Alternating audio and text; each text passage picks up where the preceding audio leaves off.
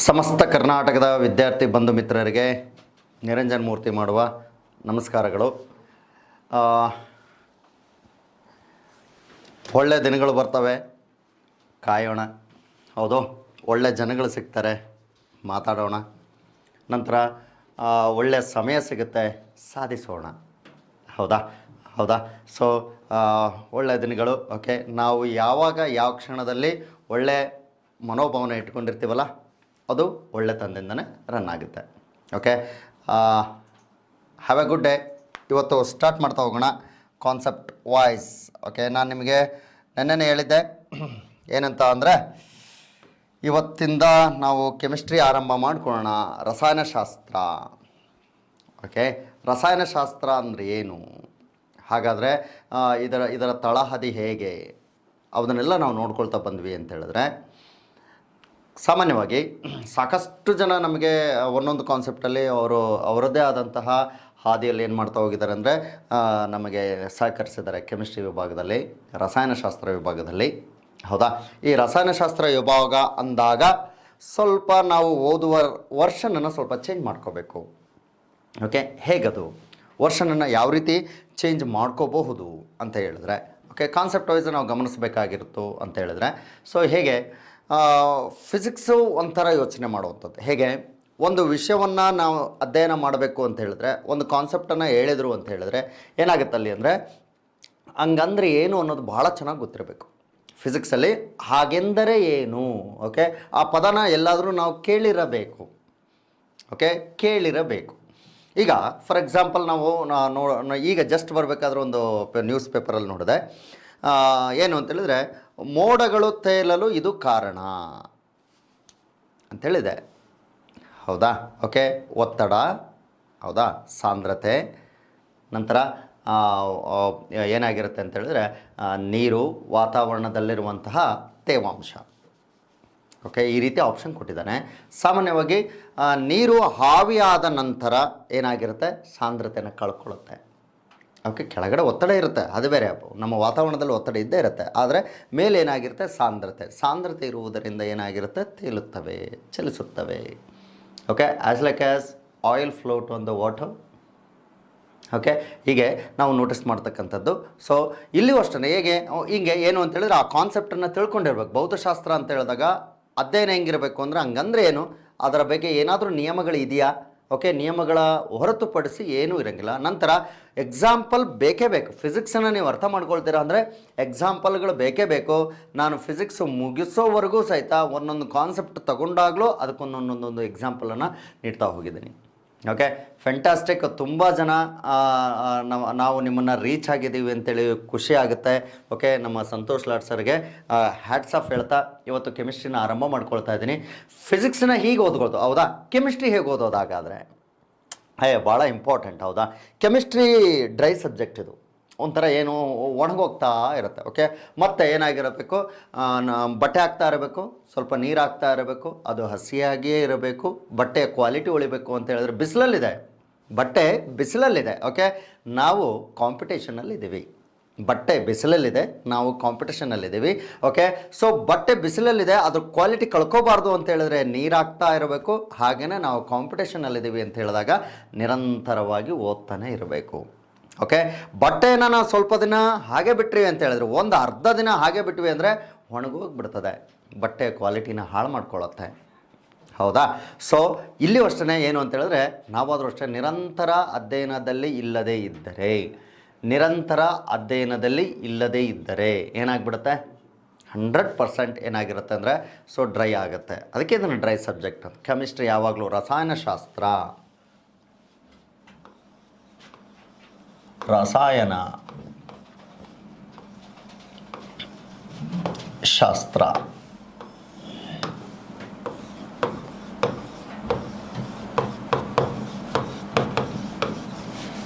Chemistry. Okay, chemistry ಅಂತೇಳಿ ಬಂದಾಗ ಏನಾಗಿರುತ್ತೆ, ಏನು ಕಾನ್ಸೆಪ್ಟನ್ನು ನೋಡಬಹುದು ಅಂತ ಬಂದಾಗ, ಸೊ ಗೊತ್ತಿರಲಿ ಸ್ನೇಹಿತರೆ, ಸೊ ಫೆಂಟಾಸ್ಟಿಕ್ ಕಾನ್ಸೆಪ್ಟ್ಗಳನ್ನು ನಾವಿಲ್ಲಿ ನಿಮ್ಮ ಜೊತೆಗೆ ಡಿಸ್ಕಸ್ ಮಾಡ್ತಾ ಹೋಗ್ತೀವಿ. ಓಕೆ, ಸೊ ಕೆಮಿಸ್ಟ್ರಿ ಹೇಗೆ ಓದೋದು ಅಂತ ಹೇಳಿದ್ರೆ ನಿರಂತರ ಅಧ್ಯಯನ ಇರಬೇಕು, ನಿರಂತರ ಅಧ್ಯಯನ ಇರಬೇಕು. ಸೊ ಇನ್ನೊಂದೇನು ಅಂತ ಹೇಳಿದ್ರೆ ಇದನ್ನು ನಾವು ಆ್ಯಸ್ ಎ ಸೈನ್ಸ್ ಸ್ಟೂಡೆಂಟ್ಸ್ ಅಂತ ಹೇಳಿದಾಗ ನಮಗೆ ಕಾನ್ಸೆಪ್ಟ್ಗಳು ಗೊತ್ತಿರುತ್ತೆ 100%. ಓಕೆ, ಕಾನ್ಸೆಪ್ಟ್ಗಳು ಭಾಳ ಚೆನ್ನಾಗಿ ಗೊತ್ತಿರುತ್ತೆ. ಆನಂತರ ಮರ್ತೋಗಿರ್ತೀವಿ, ರಿಕಾಲ್ ಮಾಡ್ಕೊಳ್ಳೋದು ಒನ್ ಥಿಂಗ್. ಓಕೆ, ಆರ್ಟ್ಸು ಕಾಮರ್ಸ್ನವರು ನಾನು ಹೇಳ್ತೀನಲ್ಲ, ವಾರಕ್ಕೆ ಕಡಿಮೆ ಅಂದರೂ 3 ಬಾರಿ ಓದಲೇಬೇಕಪ್ಪ. ಇಲ್ಲಿ ಹೋದರೆ ಕೆಮಿಸ್ಟ್ರಿ ನಮ್ಮ ತಲೆಯಲ್ಲಿ ಇರಲ್ಲ, ಆಯಿತಾ? ಓಕೆ, ಮತ್ತು ಇನ್ನೊಂದೇನು ಗೊತ್ತಾ, ಫಿಕ್ಸ್ಡ್ ಇದು. ಓಕೆ, ಕೆಮಿಸ್ಟ್ರಿ ಮತ್ತು ಹಿಸ್ಟ್ರಿ ಎರಡೂ ಒಂದೇ. ಕೆಮಿಸ್ಟ್ರಿ ಮತ್ತು ಹಿಸ್ಟ್ರಿ ಎರಡೂ ಒಂದೇ. ಯಾಕೆ ಹಿಂಗೆ ಹೇಳ್ತಾ ಇದ್ದೀನಿ ಗೊತ್ತಾ? ಹಿಸ್ಟ್ರಿ ಏನಾಗಿರುತ್ತೆ, ಫೀಲ್ಡಲ್ಲಿ ನಡೆದಿರುತ್ತೆ. ಕೆಮಿಸ್ಟ್ರಿ ಲ್ಯಾಬಲ್ಲಿ ನಡೆದಿರುತ್ತೆ. ಓಕೆ, ಇವೆರಡನ್ನೂ ನಾವು ಚೇಂಜ್ ಮಾಡೋದಕ್ಕಾಗಲ್ಲ. ಅರ್ಥ ಆಗ್ತದೆ ಹೇಳೋದು? ಓಕೆ, ಎರಡನ್ನೂ ಚೇಂಜ್ ಮಾಡೋಕ್ಕಾಗಲ್ಲ. ರಾಜ ಈ ಕದನವನ್ನು ಏನು ಮಾಡ್ದ, ಜಯಿಸಿದ. ಯಾರ ಮೇಲೆ? ಅದನ್ನು ಚೇಂಜ್ ಮಾಡೋಕ್ಕಾಗಲ್ಲ. ಯಾವ ಇಸ್ವಿಯಲ್ಲಿ? ಅದನ್ನು ಚೇಂಜ್ ಮಾಡೋಕ್ಕಾಗಲ್ಲ. ಅವನಿಗೆ ಆದಂಥ ಲಾಭಗಳೇನು? ಅದನ್ನು ಚೇಂಜ್ ಮಾಡೋಕ್ಕಾಗಲ್ಲ. ಓಕೆ, ಹೀಗೆ ಕೆಮಿಸ್ಟ್ರಿನಲ್ಲೂ ಅಷ್ಟೇ.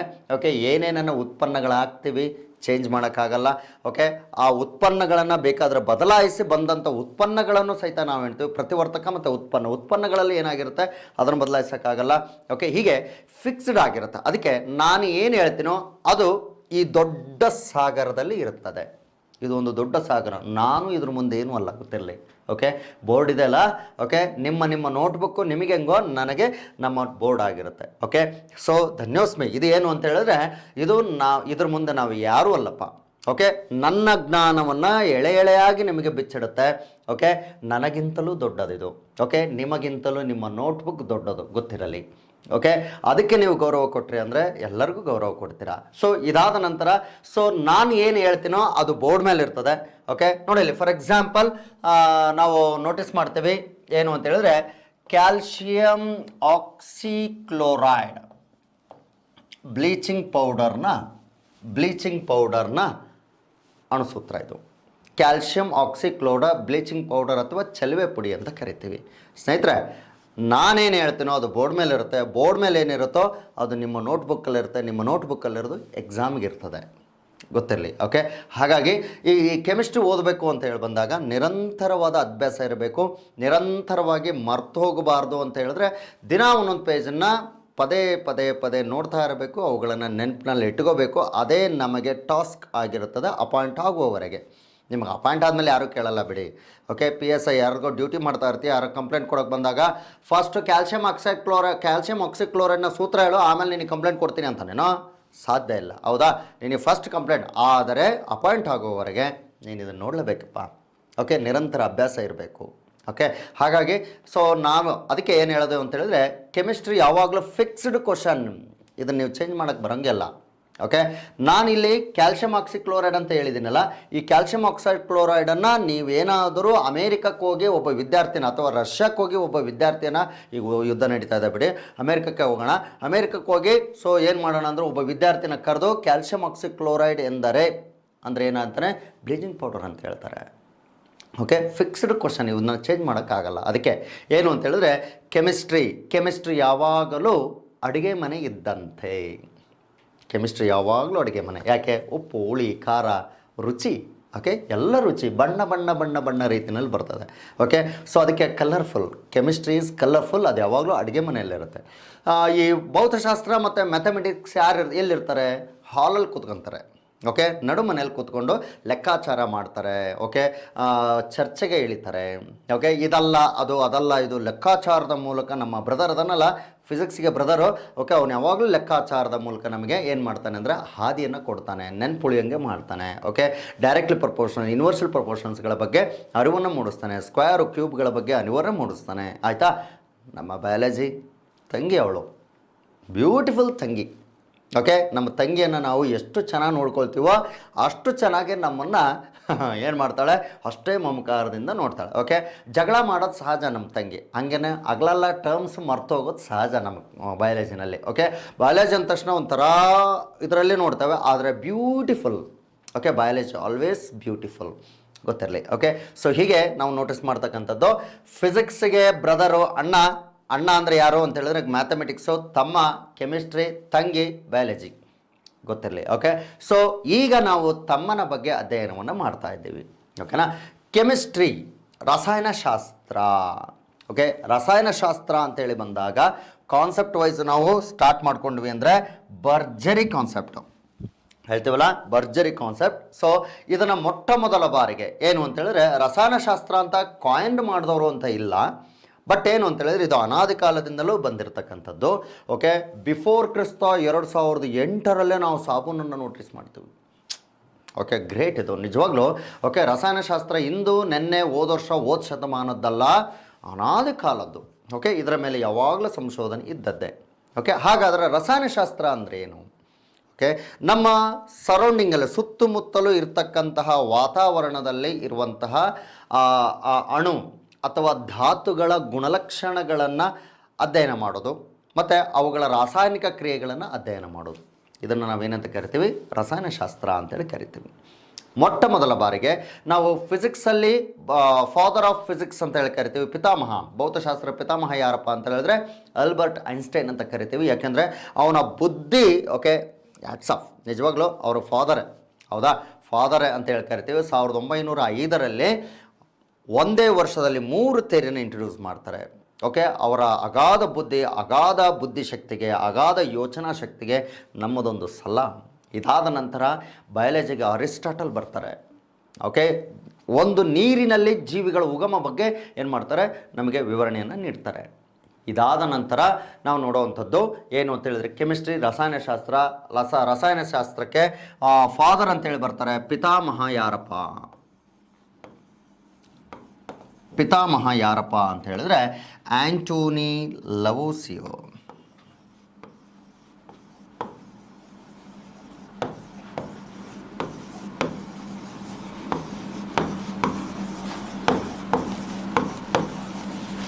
ಆಂಟೋನಿ ಲವೋಸಿಯರ್ ಅಂತೇಳಿ ಬರ್ತದೆ. ಓಕೆ, ಹಾಗಾದರೆ ಆಂಟೋನಿ ಲವೋಸಿಯರ್ ಅಂತೇಳಿ ಕರಿತೀವಲ್ಲ, ಇವರು ಯಾಕೆ ಇವರನ್ನು ನಾವು ಫಾದರ್ ಅಂತ ತಗೊಂಡ್ವಿ ಅಂತ ಹೇಳಿದ್ರೆ ಆಮ್ಲಜನಕ ಗೊತ್ತಿರಲಿ ಸ್ನೇಹಿತರೆ. ಏನು ಅಂತ ಹೇಳಿದ್ರೆ ಆಮ್ಲಜನಕವನ್ನು ಏನು ಮಾಡ್ತಾರೆ? ಮೊಟ್ಟ ಮೊದಲ ಬಾರಿಗೆ ನಮಗೆ ಆಮ್ಲಜನಕ ಎಂಬುದು ದಹನಕಾರಿಯಾಗಿ ಸಹಕರಿಸುತ್ತೆ. ಹೌದು ತಾನೆ? ಒಂದು ಕಡ್ಡಿಪಟ್ಟಣವನ್ನು ಗೀರಿ ಈ ಹಿಡಿದು ಬಿಟ್ವಿ ಅಂದರೆ is there any match box or light? So ಏನು ಅಂತ ಹೇಳಿದ್ರೆ ಏನಾಗಿರುತ್ತೆ, ಕಾಮನ್ ಆಗಿ ನಾವು ಗಮನಿಸಬೇಕಾಗಿರುವಂಥದ್ದು, ಸೊ ನಿರಂತರವಾಗಿ ಯಾವುದೇ ಒಂದು ವಸ್ತುಗಳು, ಓಕೆ, ಯಾವುದೇ ಒಂದು ವಸ್ತು ಏನಾಗಿರುತ್ತೆ, ಉರಿಯುತ್ತೆ ಅಂತ ಹೇಳಿದ್ರೆ, ವಾತಾವರಣದಲ್ಲಿ ಉರಿಯೋದಕ್ಕೆ ಆರಂಭಿಸುತ್ತೆ ಅಂತ ಹೇಳಿದ್ರೆ, ದಹನಕ್ರಿಯೆಗೆ ಸಹಕರಿಸುತ್ತೆ ಅಂತ ಹೇಳಿದ್ರೆ ಏನಾಗಿರುತ್ತೆ, ಕಾಮನ್ ಆಗಿ ನಾವು ಗಮನಿಸ್ತಕ್ಕಂಥದ್ದು. ಸೊ ಮ್ಯಾಚ್ ಬಾಕ್ಸಲ್ಲಿ ನಾವು ನೋಡ್ತಾ ಇದ್ದೀವಿ, ಹೌದಾ? ಸೊ ನಾವೇನಾದರೂ ಕಡ್ಡಿಯನ್ನು ಗೀರಿ ನೋಡ್ತಾ ಇದ್ದೀರಿ. ಓಕೆ, ಸೊ ಇಷ್ಟೊತ್ತು ಉರಿಯುತ್ತೆ ಅಂತ ಹೇಳಿದ್ರೆ ಇದಕ್ಕೆ ಆಮ್ಲಜನಕ ಏನಾಗಿರುತ್ತೆ, ಭಾಳ ಹೆಲ್ಪ್ ಮಾಡುತ್ತೆ. ಓಕೆ, ಅಷ್ಟೊತ್ತು ಉರಿತಾ ಇದರಲ್ಲಿ ಈ ಹಿಂದೆ ನಾವು ಕೆಲವೊಂದು ಕಾನ್ಸೆಪ್ಟ್ಗಳನ್ನು ನೋಡಿದ್ದಾಯಿತು. ಏನು ಕಾನ್ಸೆಪ್ಟನ್ನು ನೋಡ್ತೀವಿ ಅಂದರೆ ಅಣತೆಗೆ ಹಚ್ಚಿಡ್ತೀವಿ, ಅಣತೆಗೆ ಏನು ಮಾಡ್ತೀವಿ ಅಂತ ಹೇಳಿದ್ರೆ ಒಂದು ಅಣತೆಗೆ ಏನು ಮಾಡ್ತೀವಿ ಅಂತ ಹೇಳಿದ್ರೆ ಒಂದು ಗಾಜಿನ ಇದನ್ನು ಬೀಕರ್ನ ಇಟ್ಬಿಟ್ವಿ ಅಂತ ಹೇಳಿದ್ರೆ, ಗಾಜಿನ ಬೀಕರ್ನ ಇಟ್ಟುಬಿಡ್ತೀವಿ ಅಂತ ಹೇಳಿದ್ರೆ ಏನಾಗಿರುತ್ತೆ, ಸ್ವಲ್ಪ ಹೊತ್ತು ಉರಿದು ನಂದಿ ಹೋಗುತ್ತೆ. ಅಂದರೆ ಆಮ್ಲಜನಕ ಇರುವವರೆಗೆ ಮಾತ್ರ ಏನಾಗಿರುತ್ತೆ, ಇದು ಇರ್ತಕ್ಕಂಥದ್ದು. ಓಕೆ, ಆಮ್ಲಜನಕ ಇರುವವರೆಗೆ ನೋಟಿಸ್ ಮಾಡ್ತಕ್ಕಂಥದ್ದು. ಇದರಲ್ಲೇ ನಾವು ಗಮನಿಸ್ತೀವಿ. ಇಲ್ಲಿ ಒಂದೊಂದಾಗಿ ನಾವು ಗಮನಿಸೋದಾಯಿತು ಅಂತ ಹೇಳಿದ್ರೆ ಇದು ಆಮ್ಲಜನಕ ಸಹಕರಿಸುವಂಥದ್ದು. ನಂತರ ಇದರ ಕೆಮಿಸ್ಟ್ರಿಯ ಆರಂಭ ಅಂತೇಳಿ ಬಂದಾಗ ಏನಾಗಿರುತ್ತೆ, ಕೆಮಿಸ್ಟ್ರಿಯ ಆರಂಭವನ್ನು ನಾವು ನೋಟಿಸ್ ಮಾಡ್ತೀವಿ ಅಂತ ಹೇಳಿದ್ರೆ ಏನೇನನ್ನು ನೋಟಿಸ್ ಮಾಡಬಹುದು? ಎಸ್, ಒಂದೊಂದಾಗಿ ನಾವು ಗಮನಿಸ್ತಾ ಬರೋಣ. ಈಗ ಪ್ರಾಚೀನ ಭಾರತದಲ್ಲಿ ನಾವು ಗಮನಿಸೋದಾಯಿತು ಅಂದರೆ ಪ್ರಾಚೀನ ಭಾರತದಲ್ಲಿ, ಓಕೆ, ಭಾಳ ಹಿಂದೆ ಪ್ರಾಚೀನ ಭಾರತದ ತತ್ವಜ್ಞಾನಿ ಯಾರಪ್ಪ? ಕಣಾದ. ಪ್ರಾಚೀನ ಭಾರತದ ತತ್ವಜ್ಞಾನಿ ಇವರು. ಯಾವುದೇ ಒಂದು ವಸ್ತುವು ತಯಾರಾಗಬೇಕು ಅಂದರೆ ಅಣು ಅಥವಾ ಕಣ ಅಂತ ಕರೀತಾರೆ. ಅಣು ಅಥವಾ ಕಣ ಅಂತ ಕರೀತಾರೆ. ಇಂಗ್ಲೀಷ್ನಲ್ಲಿ ಇದನ್ನು ಮಾಲಿಕ್ಯೂಲ್ ಅಂತ ಕರಿತೀವಿ. ಓಕೆ, ಮಾಲಿಕ್ಯೂಲ್ ಅಂತೇಳಿ ಕರೆಯಲಾಗುತ್ತೆ. ಸಾಮಾನ್ಯವಾಗಿ ಒಂದು ಅಣು ಆಗಬೇಕು ಅಂತ ಹೇಳಿದ್ರೆ, ಒಂದು ಅಣು ಅಲ್ಲಿ ಫಾರ್ಮೇಷನ್ ಆಗಿ ಏನಾಗಿರುತ್ತೆ, ಯಾವುದೇ ಒಂದು ವಸ್ತು ಏನಾಗಿರುತ್ತೆ ರೆಡಿ ಆಗುತ್ತೆ. ಇಲ್ಲದಿದ್ದರೆ ನಾವು ಏನೂ ಮಾಡಲು ಸಾಧ್ಯವಿಲ್ಲ ಅನ್ನೋದ್ರ ಬಗ್ಗೆ ವಿವರಣೆಯನ್ನು ನೀಡ್ತಾ ಹೋಗ್ತೀವಿ. ಕಾಮನ್ ಆಗಿ ನಾವು ಗಮನಿಸಬೇಕಾಗಿರುವಂಥದ್ದು, ಸೊ ಅಣು ಅಥವಾ ಕಣ ಅಂತೇಳಿ ಬಂದಾಗ, ಕಾನ್ಸೆಪ್ಟ್ ವೈಸ್ ಗಮನಿಸಬೇಕಾಗಿತ್ತು ಅಂತ ಹೇಳಿದಾಗ, ಅಣು ಅಥವಾ ಕಣ ಅಂತೇಳಿ ಬಂದಾಗ ಏನೇನೆಲ್ಲ ನಾವು ಸಾಧ್ಯತೆಯನ್ನು ನಾವು ನೋಟಿಸ್ ಮಾಡ್ತೀವಿ ಅಂತ ಹೇಳಿದ್ರೆ, ಇದರ ಜೋಡಣೆಯ ಆಧಾರದ ಮೇಲೆ, ಅಣುಗಳ ಜೋಡಣೆಯ ಆಧಾರದಲ್ಲಿ ಇವರು ಹೇಳುವಂಥದ್ದು. ಓಕೆ, ಇವರ ಪ್ರಕಾರ ಅಣುಗಳ ಜೋಡಣೆಯ ಆಧಾರದಲ್ಲಿ ಘನಸ್ಥಿತಿ, ಇದೆಲ್ಲರಿಗೂ ಗೊತ್ತು, ಘನಸ್ಥಿತಿ, ಎರಡನೇದು ದ್ರವ ಸ್ಥಿತಿ,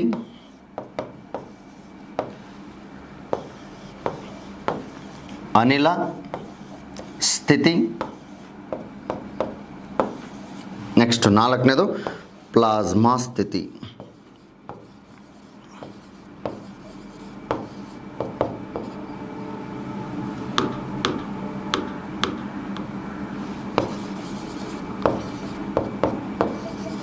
ಓಕೆ, ವಸ್ತುವಿನ ಸಾಮಾನ್ಯ ತಾಪದಲ್ಲಿ ಅಂತೇಳಿ ಬಂದಾಗ ಇಲ್ಲಿವರೆಗೂ ನೋಟಿಸ್ ಮಾಡ್ತೇವೆ. ಇದರ ನಂತರ ಅತಿ ಹೆಚ್ಚಿನ ತಾಪದಲ್ಲಿ ನೋಟಿಸ್ ಮಾಡುವಂಥದ್ದು. ಡಿಯರ್ ಸ್ಟೂಡೆಂಟ್ಸ್, ಏನು ಅಂತ ಹೇಳಿದ್ರೆ, ಕಾಮನ್ ಆಗಿ ನಾವು ಗಮನಿಸಬೇಕಾಗಿರುವಂಥ ಅಂಶಗಳಲ್ಲಿ ನೋಟಿಸ್ ಮಾಡುವಂಥದ್ದು, ಇಲ್ಲಿ ಗಮನಿಸಬೇಕಾಗಿರುವಂಥದ್ದು ಯಾವ್ಯಾವ ರೀತಿ ಇರ್ತದೆ ಅನ್ನೋದ್ರ ಮೇಲೂ ಸಹಿತ ನೋಟಿಸ್ ಮಾಡ್ತೇವೆ. ಎಸ್, ಅಣುಗಳ ಜೋಡಣೆಯ ಆಧಾರದಲ್ಲಿ ನಾವು ಮತ್ತೆ ಕ್ಲಾಸಿಫಿಕೇಷನ್ ನಡೆಸ್ಕೊಡ್ತೀವಿ ಅಂತ ಹೇಳಿದ್ರೆ ಈ ರೀತಿ ನೋಟಿಸ್ ಮಾಡ್ತೀವಿ. ಓಕೆ, ಸೊ ಇದರಲ್ಲಿ ನಾವು ಗಮನಿಸಬೇಕಾಗಿರುವಂಥದ್ದು ಏನಾಗಿರುತ್ತೆ ಅಂತ ಹೇಳಿದ್ರೆ, ಅಣುಗಳ ಜೋಡಣೆಯನ್ನು ನೀವು ನೋಡಬೇಕು. ಅಣುಗಳ ಜೋಡಣೆ ಏನಾಗಿರುತ್ತದೆ, ಈ ರೀತಿ ಒತ್ತೊತ್ತಾಗಿರುತ್ತದೆ. ಹೌದಾ, ಅಣುಗಳ ಜೋಡಣೆ ಘನ ಸ್ಥಿತಿಯಲ್ಲಿ ಒತ್ತೊತ್ತಾಗಿರುತ್ತೆ. ಘನ ಅಂತ ಹೇಳಿದಾಗ solid, solid, liquid, gas, plasma. Okay, so ಅಣುಗಳ ಜೋಡಣೆ ಆಧಾರದಲ್ಲಿ ನೋಟಿಸ್ ಮಾಡುವಂಥದ್ದು. ಅಣುಗಳಲ್ಲಿ ನಾವು ಗಮನಿಸ್ತೀವಿ ಹೇಗಿರುತ್ತೆ ಅಂದರೆ, ಬಂಧಕ, ಬಾಂಡಿಂಗ್ ನೇಚರನ್ನು ನೋಟಿಸ್ ಮಾಡ್ತೀವಿ. ಹಾಗಾಗಿ ಬಾಂಡಿಂಗ್ ನೇಚರ್ ಇರುವಾಗ ಕಾಮನ್ ಆಗಿ ಗಮನಿಸಬೇಕಾಗಿರುವಂಥದ್ದು ಏನು ಅಂತ ಹೇಳಿದ್ರೆ, ಬಾಂಡಿಂಗ್ ನೇಚರ್ ಅಂತ ಹೇಳಿ ಬಂದಾಗ ಏನಾಗಿರುತ್ತೆ, ಬಾಂಡಿಂಗ್ ನೇಚರ್ ಅಂತೇಳಿ ಬಂದಾಗ ಸ್ಲಿಪ್ಪಿ ನೇಚರ್ ಇರುತ್ತೆ. ಓಕೆ, ಉರುಳುವ ಗುಣ ಅಂತೇಳಿ ಕರಿತೀವಿ, ಸ್ಲಿಪ್ಪಿ ನೇಚರ್ ಅದು. ಸೊ ಇದನ್ನು ನಾವು ನೋಟಿಸ್ ಮಾಡ್ತೀವಿ. ಇಲ್ಲಿ ಏನಾಗಿರುತ್ತೆ ಅಂದರೆ, ಅಣುಗಳು ಏನಾಗಿರ್ತವೆ ಅಂತ ಹೇಳಿದ್ರೆ ಸ್ವತಂತ್ರ, ಇಂಡಿಪೆಂಡೆಂಟ್, ಯಾವುದೇ ಬಂಧಕ ಇರೋಂಗಿಲ್ಲ, ಟೈಟ್ಲಿ ಪ್ಯಾಕ್ಡ್ ಅಂತ ಇರೋಂಗಿಲ್ಲ. ಸೊ ಹೀಗೆ ಗಮನಿಸ್ತಕ್ಕಂಥದ್ದು ಅಣುಗಳು ಅಂತೇಳಿ ಬರ್ತದೆ. So C like this. Okay, so ಅಣುಗಳ ಜೋಡಣೆ ಅಂತೇಳಿ ಬಂದಾಗ ಈ ರೀತಿ ನಾವು ನೋಟಿಸ್ ಮಾಡ್ತೀವಿ. ಇಲ್ಲಿ ಅಣುಗಳ ಜೋಡಣೆ ಘನ, ದ್ರವ, ಅನಿಲ ಮತ್ತು ಪ್ಲಾಸ್ಮಾ ಸ್ಥಿತಿ ಅಂತ ಹೇಳಿದ್ರೆ ನಾವು ಯಾವ ರೀತಿ ತಗೋಬೋದು ಸರ್ ಅಂತ ಹೇಳಿದ್ರೆ, ಅತಿ ಹೆಚ್ಚಿನ ತಾಪದಲ್ಲಿ ನೋಟಿಸ್ ಮಾಡ್ತೀವಿ. ಹೇಳ್ತೀನಿ ಒಂದೊಂದೇ. ಅತಿ ಹೆಚ್ಚು ತಾಪ. ಡಿಯರ್ ಸ್ಟೂಡೆಂಟ್ಸ್, ಹೇಗೆ ಅಂತ ಹೇಳಿದ್ರೆ, ಅಣುಗಳ ಜೋಡಣೆಯ ಆಧಾರದಲ್ಲಿ ನಾವು ಏನು ನೋಟಿಸ್ ಮಾಡ್ತೀವಲ್ಲಪ್ಪ, ಓಕೆ, ಒತ್ತೊತ್ತಾಗಿರುವುದರಿಂದ ಏನಾಗಿರುತ್ತೆ, definite shape, okay, definite volume, definite, okay, definite shape, definite volume, definite ಸ್ಥಿತಿಯನ್ನು ಗಮನಿಸ್ತೀವಿ. ಅದನ್ನೇ ನಾವು ಹೇಳ್ತೀವಿ ಮಾಸ್ ಅಂತೇಳಿ ಕರಿತೀವಿ. ಅಂದರೆ ಏನಾಗಿರುತ್ತೆ, ರಾಶಿ, ಗಾತ್ರ ಮತ್ತು ಆಕಾರ. ಓಕೆ, ಇವು ಮೂರು ಇದ್ದಾಗ ಡೆಫಿನೆಟ್ ಆಗಿ ಸಿಕ್ಬಿಡುತ್ತೆ. ಅದಕ್ಕೆ ಯಾವುದೇ ಒಂದು ವಸ್ತುಗಳೇ ನಾವು ಗಮನಿಸೋದಾಯ್ತು, ಒಂದು 4-5 ಪೆನ್ಗಳನ್ನು ಒಂದು ಡಬ್ಬದಲ್ಲಿ ಹಾಕಿದ್ವಿ ಅಂದರೆ ಅಲ್ಲಲ್ಲಿ ಗ್ಯಾಪ್ ಯಾಕೆ ಉಳಿಬೇಕು, ಗ್ಯಾಪ್ ಯಾಕೆ ಉಳಿಯುತ್ತೆ ಅಂದರೆ ಡೆಫಿನೆಟ್ ಶೇಪ್ನ ನಾವು ನೋಟಿಸ್ ಮಾಡುವಂಥದ್ದು. ಓಕೆ, ನೆಕ್ಸ್ಟ್ ನೋಡ್ತೀವಿ. ಓಕೆ, ರಾಶಿ ಮಾತ್ರ ಇರುತ್ತೆ ಮತ್ತು ಗಾತ್ರನೂ ಇರುತ್ತೆ, ಆದರೆ ಆಕಾರ ಇರಂಗಿಲ್ಲ. ಓಕೆ, ಆದರೆ ಇಲ್ಲಿ ನಾವು ನೋಟಿಸ್ ಮಾಡುವಂಥದ್ದು ಅಣುಗಳ ರಾಶಿ ಮಾತ್ರ ಇದ್ದು ಗಾತ್ರನೂ ಇಲ್ಲ, ಆಕಾರನೂ ಇಲ್ಲ. ಅಂಥವುಗಳನ್ನು ನಾವೇನಂತ ಕರಿತೀವಿ, ನೋಟಿಸ್ ಮಾಡ್ತಕ್ಕಂಥದ್ದು. ಓಕೆ, ಹೀಗೆ ಗಮನಿಸ್ತಕ್ಕಂಥದ್ದು. ಈಗ ಇವು ಮೂರನ್ನು ನಾವು ನೋಟಿಸ್ ಮಾಡ್ತೀವಲ್ಲ. ಓಕೆ, ನಾಚಿಕೆ, ಮಾನ, ಮರ್ಯಾದೆ, ಮೂರು ಇದ್ದವನು ಘನತೆಯಿಂದ ಜೀವನ ಮಾಡ್ತಾನೆ. ಹೌದಾ? ಓಕೆ, ನಾಚಿಕೆ, ಮಾನ, ಮರ್ಯಾದೆ, ಸೊ ಘನತೆಯಿಂದ ಜೀವನ ಮಾಡೋ. ಓಕೆ, ಕೆಲವರಿಗೆ ನಾಚಿಕೆ ಇರ್ತತೆ, ಮಾನ ಇರುತ್ತೆ, ಮರ್ಯಾದನೆ ಹೋಗ್ಬಿಟ್ಟಿರುತ್ತೆ. ಹೌದಾ? ನೆಕ್ಸ್ಟು ನಾಚಿಕೆ ಮಾತ್ರ ಇರ್ತದೆ, ಮಾನ ಮರ್ಯಾದೆ ಎರಡೂ ಇರಲ್ಲ ಕೆಲವರಿಗೆ. ಇನ್ನು ಕೆಲವರು ಮೂರನ್ನು ಬಿಟ್ಟವ ಊರಿಗೆ ದೊಡ್ಡವ. ಹೌದಾ? ಅಂದರೆ ಇಡೀ ಪ್ರಪಂಚಕ್ಕೆ, ಇಡೀ ಜಗತ್ತಿಗೆ ನಾವು ನೋಡೋದಾಯಿತು ಅಂದರೆ ಸೌರವ್ಯೂಹದಲ್ಲಿ ನಾವು ಒಂದು ಬ್ರಹ್ಮಾಂಡ ಅಂತೇಳಿ ತಗೊಂಡಾಗ ಪ್ಲಾಸ್ಮಾ ಸ್ಥಿತಿ ಅತಿ ದೊಡ್ಡದಪ್ಪ. Okay, we can't judge. Okay, ಕಾರಣ ಏನು ಅಂತ ಹೇಳಿದ್ರೆ, ಸೊ ಇವುಗಳು ಅತಿ ಹೆಚ್ಚಿನ ತಾಪ. ಎಕ್ಸಾಂಪಲ್ ಅಂತ ಹೇಳಿದಾಗ ಎಲ್ಲರೂ ಆನ್ಸರ್ ಮಾಡ್ತಾ ಇದ್ದೀರಿ ಈಗ ಆಲ್ರೆಡಿ. ಎಕ್ಸಾಂಪಲ್ ಅಂತೇಳಿ ಬಂದಾಗ ಹೌದು ಸರ್, ಹೌದು ನಾವು ಬರ್ಕೋಬೋದು. ಓಕೆ, ನಾವು ಬರ್ಕೊಂಡು ತಗೋಬೋದು, ಇವುಗಳನ್ನು ತಗೋಬೋದು ಸರ್ ಅಂತ ಹೇಳಿದ್ರೆ ಏನನ್ನು ತಗೊಳ್ಳೋರು ನೀವು? ನಕ್ಷತ್ರಗಳಲ್ಲಿ. ಹೌದಾ? ನಕ್ಷತ್ರಗಳಲ್ಲಿ ನಡೆಯುತ್ತೆ. ರೈಟ್. ಇದನ್ನು ನೋಡೋಕ್ಕಾಗಲ್ಲ. ವೆಲ್ಡಿಂಗ್ ಬೆಸುಗೆಗಳಲ್ಲಿ ನೋಡ್ತೀವಿ. ಬೆಸುಗೆ, ವೆಲ್ಡಿಂಗ್ ಲೋಹಿತಗಳ ಬೆಸುಗೆಗಳಲ್ಲಿ ನೋಟಿಸ್ ಮಾಡ್ತೀವಿ. ಹೌದಾ? ಇದಾದ ನಂತರ ಬೆಂಕಿಯ ಜ್ವಾಲೆಗಳಲ್ಲಿ.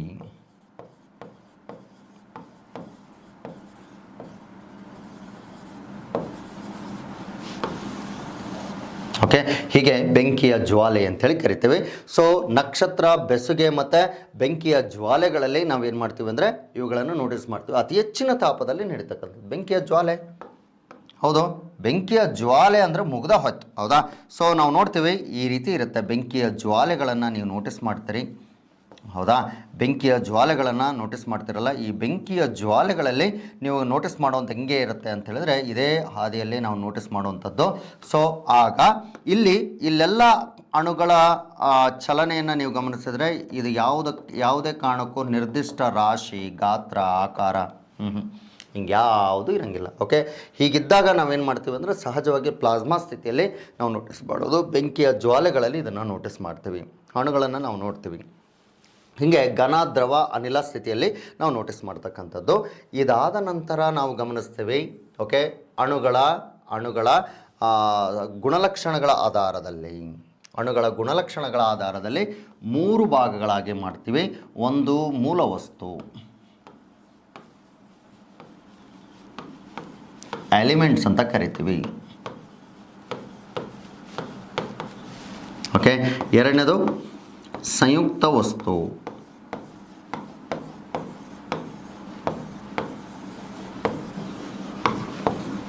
ಕಾಂಪೌಂಡ್ ಅಂತಲೂ ಕರಿತೀವಿ. ಮೂರನೇದು ಮಿಶ್ರಣಗಳು.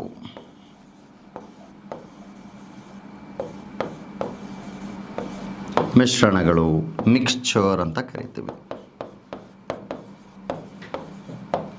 ಓಕೆ, ಹೀಗೆ ಎಲಿಮೆಂಟ್ಸ್ ಅಂತೇಳಿ ಬಂದಾಗ ಮೂಲವಸ್ತು, ಸಂಯುಕ್ತ ಮತ್ತು ಮಿಶ್ರಣಗಳು. ಓಕೆ, ಸೊ ಇವುಗಳ ವಿವರಣೆಯನ್ನು ಸಹಿತ ಟೆಕ್ಸ್ಟ್ ಬುಕ್ಕಲ್ಲಿ ನೀಡಲಾಗ್ತಾ ಇದೆ. ಓಕೆ, ನೀಡಲಾಗಿದೆ. ಅಪ್ಡೇಟೆಡ್ ವರ್ಷನ್ ಮುಂದೆ ಬರಲಿದೆ. Wait and see. Okay, so ಮೂಲ ವಸ್ತುಗಳು, ಸಂಯುಕ್ತ ವಸ್ತುಗಳು ಮತ್ತು ಮಿಶ್ರಣಗಳು ಏನು ಹೇಳ್ಬೋದು? ಮೂಲ ವಸ್ತುಗಳು ಅಂತೇಳಿ ಬಂದಾಗ ಕಾಮನ್ ಆಗಿ ಗಮನಿಸಬೇಕಾಗಿರುವಂಥದ್ದು ಒಂದೊಂದಾಗಿ ನೋಡ್ತೀವಿ. ಇದೆಲ್ಲ ಗುಣಲಕ್ಷಣಗಳ ಆಧಾರದ ಮೇಲೆ ನಾವು ಗಮನಿಸ್ತಾ ಬರ್ತಕ್ಕಂಥದ್ದು. ಓಕೆ, ಮೂಲ ವಸ್ತುಗಳು ಅಂದರೆ ಏನು? ಇದೆಲ್ಲರಿಗೂ ಗೊತ್ತೇ. ಎಲಿಮೆಂಟ್ಸ್ ಅಂತ ಹೇಳಿದಾಗ ಮೂಲ ವಸ್ತುಗಳು,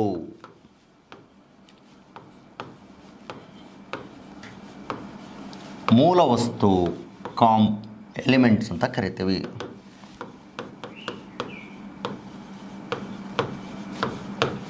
ಎಲಿಮೆಂಟ್ಸ್ ಅಂತ ಹೇಳಿದಾಗ ಏನನ್ನ ಹೇಳ್ಬೋದು? ಎಲಿಮೆಂಟ್ಸ್ ಅಂತ ಹೇಳಿದಾಗ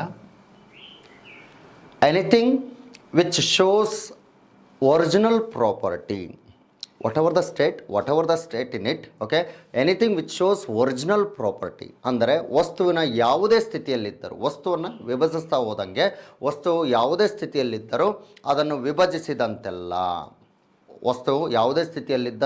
ಅದನ್ನು ವಿಭಜಿಸಿದಂತೆಲ್ಲ ಏನಾಗಿರುತ್ತೆ? ಕಾಮನ್ ಆಗಿ ನಾವು ಗಮನಿಸಬೇಕಾಗಿರುವಂಥದ್ದು. ಸೊ ವಸ್ತು ಮೂಲ ಗುಣಲಕ್ಷಣಗಳನ್ನು ಕಳೆದುಕೊಂಡಿರುವುದಿಲ್ಲ. ಓಕೆ, ಅಂಥವುಗಳನ್ನು ಏನಂತ ಕರಿತೀವಿ? ಮೂಲ ವಸ್ತುಗಳು ಅಂತ ಕರಿತೀವಿ. ಸಾಮಾನ್ಯವಾಗಿ ನಮಗೆ ಗೊತ್ತಿರುವಂಥ ಮೂಲ ವಸ್ತುಗಳು ಎಷ್ಟಪ್ಪ? 118 ಮೂಲ ವಸ್ತು ಗೊತ್ತಿರೋದು. ಗೊತ್ತಿಲ್ಲದೆ ಇರೋದು 280ಕ್ಕೂ ಅಧಿಕ. Keep it in our mind. Okay, ನಮಗೆ ಗೊತ್ತಿರೋದಿಷ್ಟು. ಓಕೆ, ಇದಾದ ನಂತರ ನಾವೇನು ಮಾಡ್ತೀವಿ ಅಂತ ಹೇಳಿದ್ರೆ ಇವುಗಳನ್ನು ಏನು ಮಾಡ್ತೀವಿ? ಕ್ಲಾಸಿಫಿಕೇಷನ್ ಕೊಡಲಾಗುತ್ತೆ. ಓಕೆ, 92 ಮತ್ತು 26. ಓಕೆ, 92 ನೈಸರ್ಗಿಕ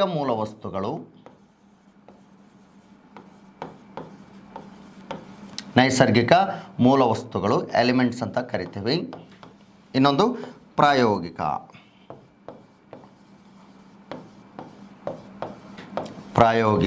ಎಲಿಮೆಂಟ್ಸ್ ಅಥವಾ ಮೂಲ ವಸ್ತುಗಳು ಅಂತ ಕರಿತೀವಿ.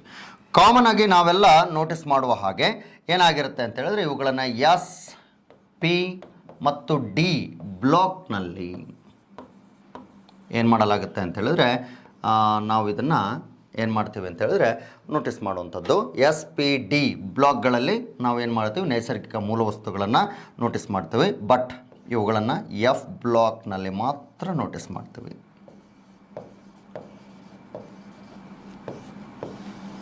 ಸೈನ್ಸ್ ವಿದ್ಯಾರ್ಥಿಗಳು ರಿಕಾಲಿಂಗ್, ಓಕೆ, ಆರ್ಟ್ಸ್ ಮತ್ತು ಕಾಮರ್ಸ್ ಅವ್ರಿಗೆ ಹೊಸ ಕಾನ್ಸೆಪ್ಟ್ಗಳು ನೀಟಾಗಿ ಬರಿತಾ ಹೋಗಬೇಕು. ಓಕೆನಾ? ಸೊ ನೀಟಾಗಿ ಬರಿತಾ ಹೋಗಬೇಕು, ಹೆಚ್ಚು ಹೆಚ್ಚು ಪುಸ್ತಕಗಳನ್ನು ಓದ್ತಾ ಹೋಗಬೇಕು. ನಮ್ಮ ನ್ಯೂಸ್ ಪೇಪರ್ಗಳಲ್ಲೂ ಸಾಕಷ್ಟು ಮಾಹಿತಿಗಳನ್ನು ಕೊಡ್ತಾ ಇರ್ತಾರೆ. ಓಕೆ, ಅವುಗಳನ್ನು ಸಹಿತ ಗಮನದಲ್ಲಿ ಇಟ್ಕೋಬೇಕು. ಮತ್ತು KTBS ಅನ್ನೋ ಟೆಕ್ಸ್ಟ್ ಬುಕ್ಕನ್ನು, ಓಕೆ, ಗೊತ್ತಿರಲಿ, KTBS ಟೆಕ್ಸ್ಟ್ ಬುಕ್ಕನ್ನು ನೀವು ಆನ್ಲೈನಿಂದ ಏನು ಮಾಡ್ತಾ ಹೋಗ್ಬೋದು, ಪರ್ಚೇಸ್ ಅಂದರೆ ಆನ್ಲೈನ್ ಮೀನ್ಸ್ ಡೌನ್ಲೋಡ್ ಮಾಡ್ಕೋಬೋದು.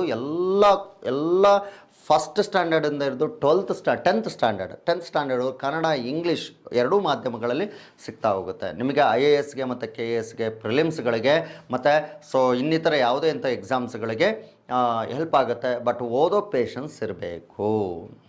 ಓಕೆ, NCERT ಓದೋದು ಅಷ್ಟು ಸುಲಭ ಅಲ್ಲ, ಗೊತ್ತಿರಲಿ. ಅಲ್ಲೆಲ್ಲ ಲಿಂಕು ಕೊಟ್ಟಿರ್ತಾನೆ, ಅದನ್ನು ಫಾಲೋಅಪ್ ಮಾಡಬೇಕು. ನಂತರ ಅವುಗಳನ್ನೆಲ್ಲ ಬರಿತಾ ಹೋಗಬೇಕು. ಸೊ ಇವುಗಳ ಪೇಷನ್ಸ್ ಇಟ್ಕೋಬೇಕು. ನಮ್ಮ ಈಗಿನ ಮಕ್ಕಳಲ್ಲಿ ಸ್ವಲ್ಪ ಪೇಷನ್ಸ್ ಕಡಿಮೆ, ಅವ್ರಿಗೊಂಚೂರು ರೆಡಿ ಫುಡ್ ಬೇಕು.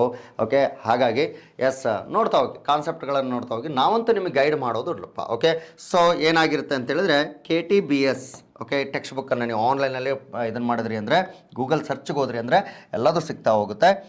ಇದರಲ್ಲಿ SPDF ಬ್ಲಾಕ್ಗಳು ಅಂತೇಳಿ ಬಂದಾಗ 118 ಮೂಲ ವಸ್ತುಗಳನ್ನು ಏನು ಮಾಡ್ತೀವಿ ಅಂದರೆ ಆವರ್ತ ಕೋಷ್ಟಕದಲ್ಲಿ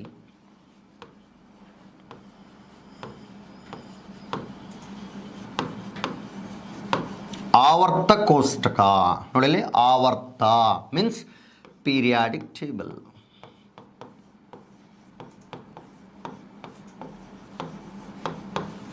ಆವರ್ತ ಕೋಷ್ಟಕ ಪೀರಿಯಾಡಿಕ್ ಟೇಬಲ್ ಅಂತ ಕರಿತೀವಿ. ನಮ್ಮ ಯಾರೋ ಆವರ್ತ ಕೋಷ್ಟಕದ ಪಿತಾಮಹ ಯಾರಪ್ಪ ಅಂತ ಹೇಳಿದ್ರೆ ಡಿಮಿಟ್ರಿ ಮೆಂಡೆಲಿವ್.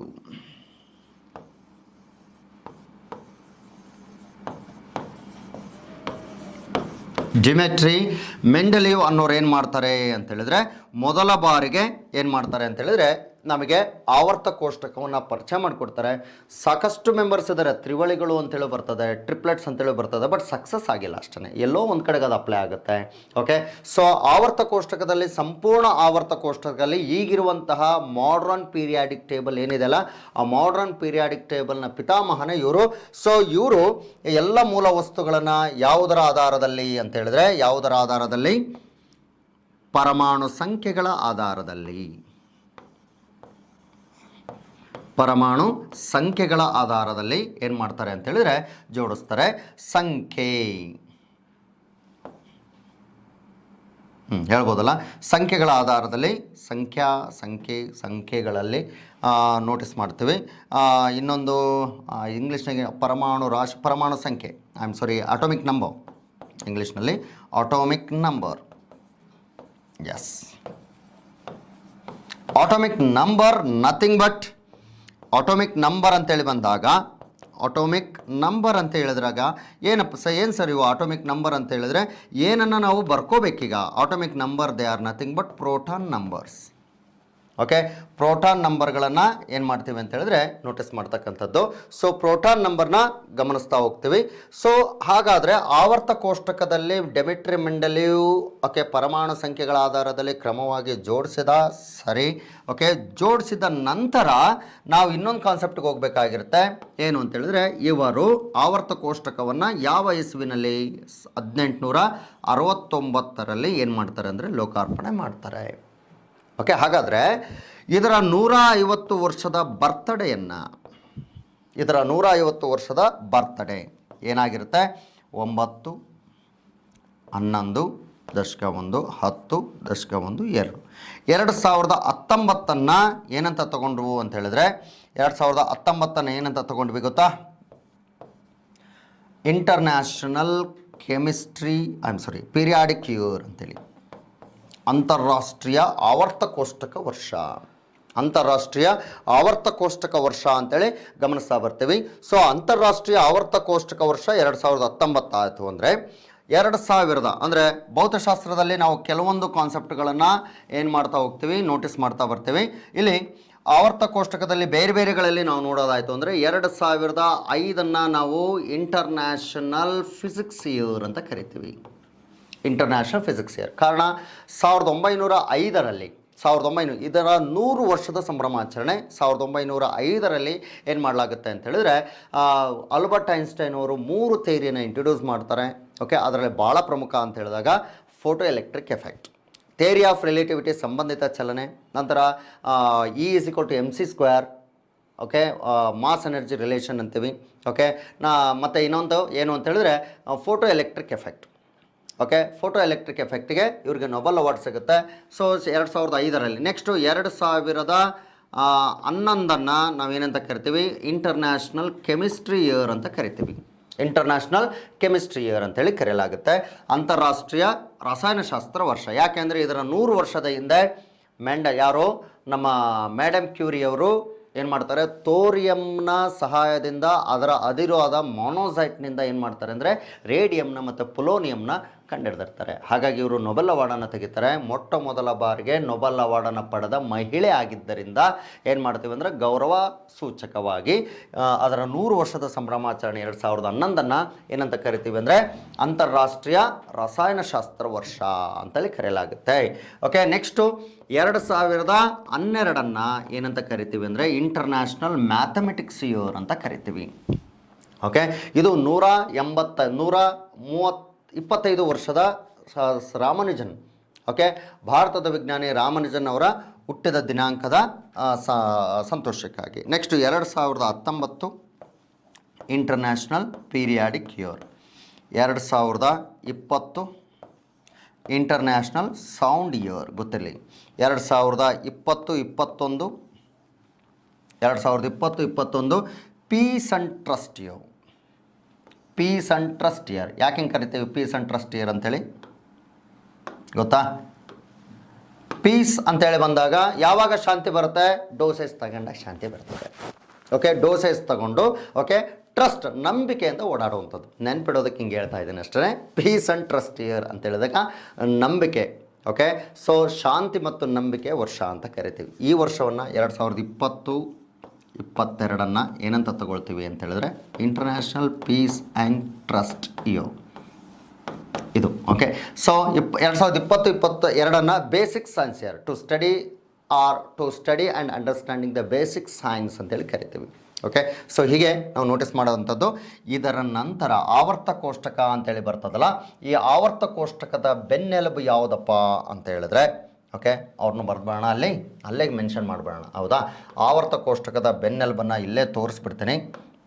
ಆವರ್ತ ಕೋಷ್ಟಕದ ಬೆನ್ನೆಲುಬು ಯಾರೋ ಉತ್ತರ ಬರ್ತಾ ಇದ್ದಾವೆ ಅಂತ ಅಂದುಕೊಂಡು ಸ್ಟಾರ್ಟ್ ಮಾಡ್ತಾ ಇದ್ದೀನಿ. ಆವರ್ತ ಕೋಷ್ಟಕ back bone of periodic table ಅಂತ ಹೇಳಿದಾಗ ಎಲೆಕ್ಟ್ರಾನಿಕ್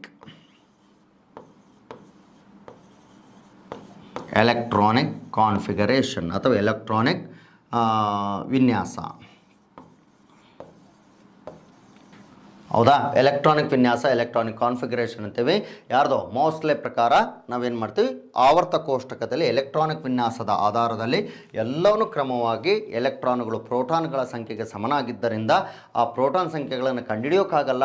ಹಾಗಾಗಿ ಏನು ಮಾಡ್ತೀವಿ, ಎಲೆಕ್ಟ್ರಾನ್ಗಳ ಸಹಾಯದಿಂದ ಏನು ಮಾಡ್ತೀವಿ, ಪ್ರೋಟಾನ್ಗಳನ್ನು ಕಂಡುಹಿಡಿದು ಅವುಗಳ ಆದಿಯಲ್ಲಿ ಏನು ಮಾಡ್ತೀವಿ, ಎಲ್ಲ ಮೂಲ ವಸ್ತುಗಳಿಗೂ ಸೊ ಅವುಗಳದ್ದೇ ಆದಂತಹ ಪರಮಾಣು ಸಂಖ್ಯೆಗಳನ್ನು ನೀಡಲಾಗ್ತಾ ಹೋಗುತ್ತೆ. ಓಕೆ, ಸೊ ಹೀಗೆ ನಾವು ನೋಟಿಸ್ ಮಾಡ್ತೀವಿ. ಹಾಗಾದರೆ ಆವರ್ತ ಕೋಷ್ಟಕ ನೋಡೋಣ. ಈಗ ಆವರ್ತ ಕೋಷ್ಟಕದ ಪಿಕ್ಚರ್ ಹೇಗಿರುತ್ತೆ? ಓಕೆ, ಬೇಕಲ್ವ ಇದು? ಆವರ್ತ ಕೋಷ್ಟಕದ ಪಿಕ್ಚರ್ ಬೇಕೇ ಬೇಕು ನಮಗೆ. ಎಸ್, ಆವರ್ತ ಕೋಷ್ಟಕದ ಪಿಕ್ಚರ್ ಅಂತೇಳಿ ಬಂದಾಗ ಇಲ್ಲ, ಆವರ್ತ ಕೋಷ್ಟಕ ಐ ಥಿಂಕ್ ಸೊ ಇರಂಗಿಲ್ಲ ಅನಿಸುತ್ತೆ. ಎಸ್, ಇಲ್ಲ ಡ್ರಾ ಮಾಡಬೇಕು. Yes, let it. ಇಲ್ಲಿ ಆವರ್ತ ಕೋಷ್ಟಕ ಅಂತೇಳಿ ಬಂದಾಗ ಎಸ್ ಈ ರೀತಿ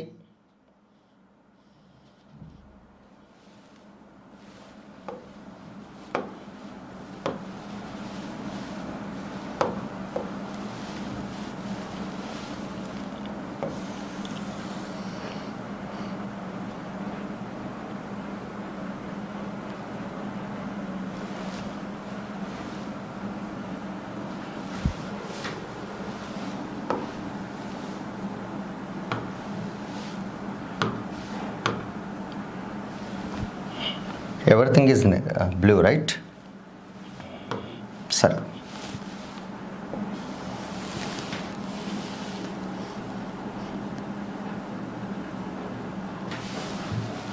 ಓಕೆ.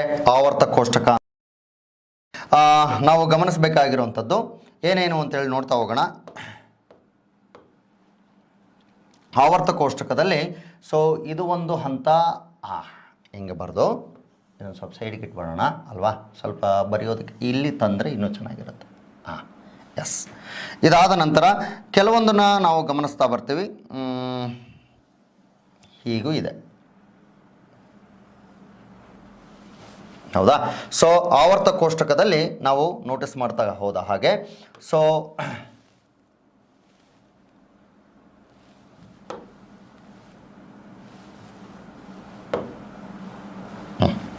Okay, it's okay.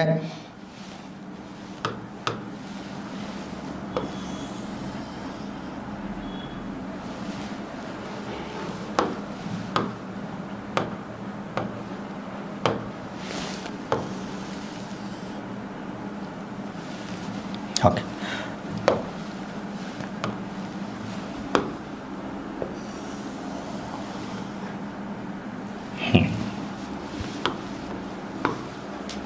ನೋಡ್ರಪ್ಪ ಇಲ್ಲಿ ಏನೇನನ್ನು ನೋಟಿಸ್ ಮಾಡ್ತಾ ಹೋಗ್ತೀವಿ ಅಂತ ಹೇಳಿದ್ರೆ, ಆವರ್ತ ಕೋಷ್ಟಕ ಕಾಣಿಸ್ತಾ ಇಲ್ಲ, ಗೊತ್ತಾಗ್ತಾ ಇದೆ, ನಾನು ಕೆಳಗಿಳಿಸ್ತಾರೆ, ವೆಯ್ಟ್ ಮಾಡಿ. ಆವರ್ತ ಕೋಷ್ಟಕ ಪೀರಿಯಾಡಿಕ್ ಟೇಬಲ್ ಅಂತ ಕರಿತೀವಿ ಇದನ್ನು. ಓಕೆ, ಆವರ್ತ ಕೋಷ್ಟಕ ಅಂಥೇಳಿ ನಾವು ನೋಟಿಸ್ ಮಾಡೋದಾಯಿತು ಅಂದರೆ ಹೀಗಿರುತ್ತೆ. ಇಲ್ಲಿ ಆವರ್ತ ಕೋಷ್ಟಕ ಅಂತೇಳಿ ಏನು ನೋಟಿಸ್ ಮಾಡ್ತೀವಲ್ಲಪ್ಪ, ಇದು ತುಂಬ ಓಕೆ ಭಾಳ ಚೆನ್ನಾಗಿ ಕೆಲಸ ಮಾಡಿರೋದು. ಬಟ್ ಇಷ್ಟು ಕೆಲಸ ಮಾಡಿದಾಗಲೂ ಇನ್ಕಂಪ್ಲೀಟ್ ಪೀರಿಯಾಡಿಕ್ ಟೇಬಲ್ ಇದು. Okay, incomplete periodic table. So ನೋಡ್ತಾ ಹೋಗೋಣ ಈಗ. ಸೊ ಕಾನ್ಸೆಪ್ಟನ್ನು ನಾವು ಒಂದೊಂದಾಗಿ ಗಮನಿಸ್ತಾ ಇರ್ತೀವಿ ಅಂತ ಹೇಳಿದ್ರೆ, ಒಂದೊಂದಾಗಿ ಗಮನಿಸ್ತಾ ಬರ್ತೀವಿ ಅಂತ ಹೇಳಿದ್ರೆ ಏನೇನಾಗಿರುತ್ತೆ ಅಂತ ಹೇಳಿದ್ರೆ, ಇಲ್ಲಿ ಆವರ್ತ ಕೋಷ್ಟಕದಲ್ಲಿ ನಾವು 1 2 3 4 5 6 7 ಓಕೆ 7 ಅಡ್ಡ ಸಾಲುಗಳು ಅಂತ ಕರೆಯಲಾಗುತ್ತೆ. ಓಕೆ, ಇಲ್ಲೊಂದು ಲೈನ್ ಬರ್ತದೆ, ಹೇಳ್ತೀನಿ. ಸೊ ಇದನ್ನು ನಾವು ಕನ್ಸಿಡರ್ ಮಾಡಬೇಕೋ ಬೇಡೋ ಅಂದ ಮುಂದೆ ನಾವು ಒಂದು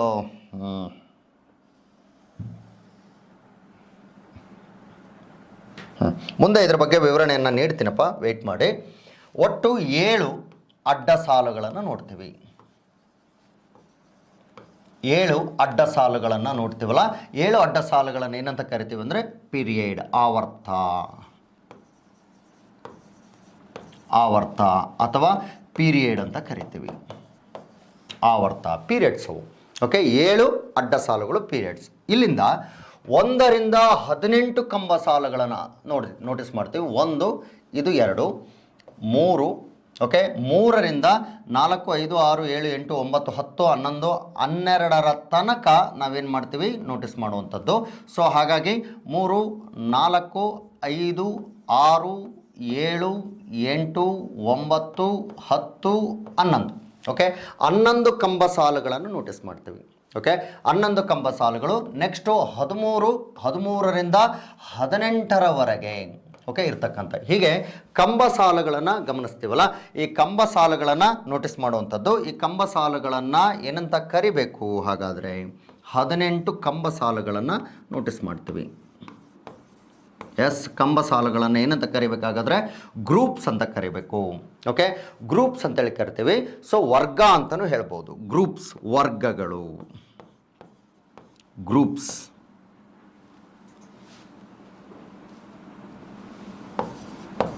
ಇಂಗ್ಲೀಷ್ನಲ್ಲಿ ಗ್ರೂಪ್ಸ್ ಅಂತ ಕರೆಯಲಾಗುತ್ತೆ. ಹಾಗಾದರೆ ಮೊದಲ ಸದಸ್ಯ ಯಾರು ಬೇಕಲ್ಲ? ಮೊದಲ ಸದಸ್ಯ ಬೇಕಲ್ಲ. ಈಗ ಅವ್ರಿಲ್ದಲೆ ಏನೂ ಮಾಡೋಕ್ಕಾಗಲ್ಲ. ಸೊ ಮೊದಲ ಸದಸ್ಯ ಇಲ್ಲಿರ್ತಾರೆ. ಓಕೆ, ಕೊನೆಯ ಸದಸ್ಯ ಎಲ್ಲಿರ್ತಾರೆ ಅಂದರೆ ಇಲ್ಲಿರ್ತಾರೆ. ಗೊತ್ತಿಲ್ಲ ಸ್ನೇಹಿತರೆ. ಓಕೆ, ಕಡೆ ಖಟಾಣಿ ನಮ್ಮ ಆವರ್ತ ಕೋಷ್ಟಕದಲ್ಲಿ ಇವರು ಮೊದಲನೇರು. ಯಾರು ಮೊದಲನೇರು ಅಂತ ಹೇಳಿದ್ರೆ, ಮೊದಲನೇರು ಯಾರಪ್ಪ ಅಂತ ಹೇಳಿದ್ರೆ ಜಲಜನಕ, ಹೈಡ್ರೋಜನ್. ಓಕೆ, ಮೊದಲನೇ ಸದಸ್ಯ. ಕೊನೆಯ ಸದಸ್ಯ ಒಗನಸನ್. ಓಕೆ, 118ನೇ ಮೂಲ ವಸ್ತು ಯಾವುದಪ್ಪ ಅಂತ ಹೇಳಿದ್ರೆ 118ನೇ ಮೂಲ ವಸ್ತು ಒಗನಸನ್. ಮೊದಲನೇ ಸದಸ್ಯ ಯಾರು ಅಂದರೆ ಜಲಜನಕ. ಇವ್ರನ್ನೆಲ್ಲ ಪ್ಲ್ಯಾನ್ಡ್ ಆಗಿ ಕೂರಿಸಲಾಗಿದೆ. ನಮ್ಮ ಅವಿಭಕ್ತ ಕುಟುಂಬ ಇದ್ದಂಗಿದು. ನಮ್ಮ ಅವಯವ ಕುಟುಂಬದಲ್ಲಿ ಹೆಂಗೆ ಎಷ್ಟೆಷ್ಟು ವೆರೈಟಿ ಜನ ನೋಡ್ತೀವಲ್ಲ. ಓಕೆ, ಮುಗ್ಧರನ್ನು ನೋಡ್ತೀವಿ, ಓಕೆ, ಸಹಕರಿಸೋರನ್ನು ನೋಡ್ತೀವಿ, ಸಿಟ್ಟಿಗಳನ್ನ ನೋಡ್ತೀವಿ, ಹೌದಾ. ಸೊ ಸ್ವಾರ್ಥಿ ಮನೋಭಾವನೆ ಇದ್ದವ್ರನ್ನ ಸಹಿತ ನೋಡ್ತೀವಿ, ಕುತ್ಗ ಜಡ ನೋಡ್ತೀವಿ. ಓಕೆ, ಭಾಳ ಚೆನ್ನಾಗಿದೆ ಕಾನ್ಸೆಪ್ಟು. ಸೊ ಹೀಗೆ ಇಷ್ಟನ್ನು ನಾವು ಗಮನಿಸ್ತಾ ಬರ್ತೀವಿ. ಇದು ಆವರ್ತ ಕೋಷ್ಟಕ. ಓಕೆ, ಈ ಆವರ್ತ ಕೋಷ್ಟಕದಲ್ಲಿ ಕಾಮನ್ ಆಗಿ ನಾವು ಗಮನಿಸಬೇಕಾಗಿರುವಂಥದ್ದು ಇನ್ನೊಂದು ಅಂಶ ಏನಪ್ಪ ಅಂತ ಹೇಳಿದ್ರೆ, ಸೊ ಇಲ್ಲಿ ಲೋಹಗಳು ಬರ್ತವೆ. ಹಾಗಾದರೆ ಇಲ್ಲೂ ಸಹಿತ ಲೋಹಗಳು ಬರ್ತವೆ. ಓಕೆ, ಇಲ್ಲೂ ಸಹಿತ ಲೋಹಗಳು ಬರ್ತವೆ. ಕಾಮನ್ ಆಗಿ ನಾವು ಗಮನಿಸಬೇಕಾಗಿರುವಂಥದ್ದು. ಸೊ ಇಲ್ಲೂ ಸಹಿತ ಲೋಹಗಳು ಬರ್ತವೆ. ಆಯಿತು, ಇವು ಸಹಿತ ಲೋಹಗಳೇ. ಯಾವುದು ಅಂತ ಹೇಳಿದ್ರೆ ಇವುಗಳನ್ನು ಸಹಿತ ಏನಂತ ಕರಿತೀವಿ ಅಂದರೆ ಲೋಹಗಳು, ಮೆಟಲ್ಸ್ ಅಂತ ಕರಿತೀವಿ. ಸೊ ಲೋಹ ಈ ಭಾಗದಲ್ಲಿ ಬರ್ತಕ್ಕಂಥ ವಸ್ತು ಏನಾಗಿರ್ತವೆ, ಲೋಹಗಳಾಗಿರುತ್ತವೆ. ಓಕೆ, ಹಾಗಾದರೆ ಈ ಭಾಗದಲ್ಲಿ ಏನು ಅಂತೇಳಿ ಸ್ಪೆಷಲ್. ಓಕೆ, ಇವನ್ನೇ ನಾವು ಸ್ಪೆಷಲ್ ಅಂತ ಕರೆಯುವಂಥದ್ದು.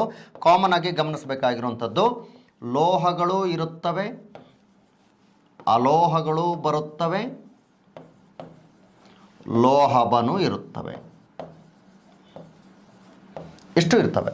ಓಕೆ, ಲೋಹಬ ಅಂತಲೂ ಕರಿತೀವಿ. ಲೋಹಬಗಳನ್ನು ಸಹಿತ ನಾವು ನೋಟಿಸ್ ಮಾಡ್ತಕ್ಕಂಥದ್ದು. ಓಕೆ, ಲೋಹ ಮತ್ತು ಲೋಹ, ಅಲೋಹ ಮತ್ತು ಲೋಹಬ ಅಂದರೆ ಮೆಟಲ್ಸ್. ಲೋಹ ಎಂದರೆ ಮೆಟಲ್ಸ್. ಓಕೆ, ಅಲೋಹ ಎಂದರೆ ನಾನ್ ಮೆಟಲ್ಸ್, ಲೋಹಬ ಅಂದರೆ ಸೆಮಿ ಮೆಟಲ್ಸ್. ಓಕೆ, ಅಥವಾ ಸೆಮಿಕಂಡಕ್ಟರ್ಸ್ ಅಂತ ಕರಿತೀವಿ. ಓಕೆ, ಸೊ ಇವುಗಳಲ್ಲಿ ಡಿಫ್ರೆನ್ಸಸ್ಗಳನ್ನು ನಾವು ಗಮನಿಸಬೇಕಾಯಿತು ಅಂತ ಹೇಳಿದ್ರೆ, ಸೊ ಒಂದೊಂದು ವೆರೈಟಿನಲ್ಲಿ ಗಮನಿಸ್ತಾ ಬರ್ತೀವಿ. ಕಾಮನ್ ಆಗಿ ನಾನು ಆವಾಗಲೇ ನಿಮಗೆ ಹೇಳಿದ ಹಾಗೆ ಏನೇನೆಲ್ಲ ಆಗಿರುತ್ತೆ ಅಂತ ಹೇಳಿದ್ರೆ, ಇದನ್ನು ಎಸ್ ಬ್ಲಾಕ್ ಮೂಲ ವಸ್ತುಗಳು ಅಂತ ಕರೆಯಲಾಗುತ್ತೆ.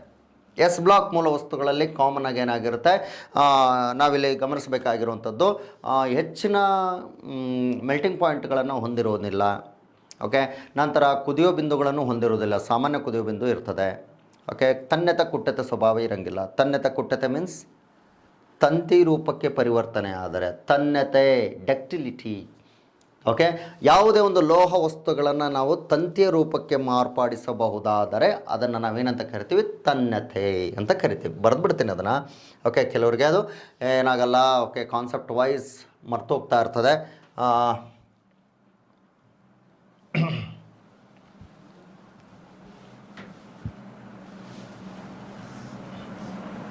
ಎಸ್, ಇಲ್ಲಿ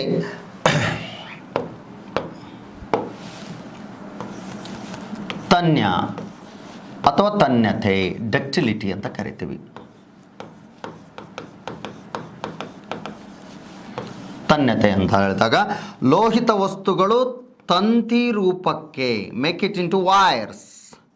ಓಕೆ, ವೈರ್ಗಳ ರೂಪಕ್ಕೆ ಏನಾಗಿರೋದು, ಬದಲಾಗುವಂಥವುಗಳನ್ನು ನಾವು ನೋಟಿಸ್ ಮಾಡುವಂಥದ್ದು, ತಂತಿಯ ರೂಪಕ್ಕೆ ಬದಲಾಗುವಂಥದ್ದು. ಓಕೆ, ತಾಮ್ರದ ತಂತಿ, ಅಲ್ಯೂಮಿನಿಯಂ ತಂತಿ, ಹೌದಾ. ಸೊ ಬಂಗಾರ ತಂತಿ, ಬೆಳ್ಳಿ ತಂತಿ ನೋಟಿಸ್ ಮಾಡ್ತೇವೆ. ಓಕೆ, ಒಟ್ಟಾರೆ ತಂತಿಯ ರೂಪಕ್ಕೆ ಬದಲಾಗುವಂಥ ಗುಣಲಕ್ಷಣ ಯಾವುದಕ್ಕೆ ಇರುತ್ತದು, ಲೋಹಗಳಿಗೆ ಮಾತ್ರ ಇರುತ್ತೆ. ಬಟ್ ಎಸ್ ಬ್ಲಾಕಿಗೆ ಇರಲ್ಲ. ಕಾರಣ ಹೇಳ್ತೀನಿ. ತನ್ಯತೆ ಮತ್ತು ಕುಟ್ಟತೆ ಸ್ವಭಾವ, ಮೆಲ್ಲೆಬಲ್ ಪ್ರಾಪರ್ಟಿ ಅಥವಾ ಮೆಲ್ಲೆಬಿಲಿಟಿ ಅಂತ ಕರಿತೀವಿ.